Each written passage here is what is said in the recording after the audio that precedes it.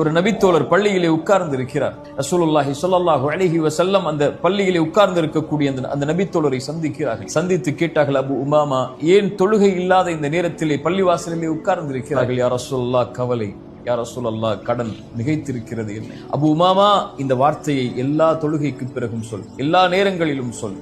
அல்லாஹும்ம இன்னி அஊது பிக, யா அல்லாஹ், பாதுகாப்பை தேடுகிறேன், மினல் ஹம்மி வல் ஹஸன், துக்கத்திலிருந்தும் கவலைகளிலிருந்தும், வஅஊது பிக மினல் அஜ்ஸி வல் கஸல், யா அல்லாஹ், சோம்பேறித்தனத்திலிருந்தும் ஏழாமையிலிருந்தும் என்னை பாதுகாத்துக் கொள். வஅஊது பிக மினல் ஜுப்னி வல் புഖல், யா அல்லாஹ், கஞ்சத்தனத்திலிருந்தும், யா அல்லாஹ், கோழைத்தனத்திலிருந்தும், வஅஊது பிக மின் கலபத்தித் தைனி வ கஹ்ரிர் ரிஜால், யா அல்லாஹ், கடனிலிருந்தும் அதன் காரணமாக மக்கள் என்னை மிகைப்பதிலிருந்தும் என்னை பாதுகாத்துக் கொள் என்று அல்லாஹ்விடத்திலே கேள் அபு உமாமா, அல்லாஹ் நீக்குவான். அபு உமா சொன்னார்கள், நான் கேட்டேன், அல்லாஹ் என்னை நீக்கினான். கேட்டீர்களா? அழைத்தீர்களா? அல்லாஹ்விடத்தில் முறையிட்டீர்களா?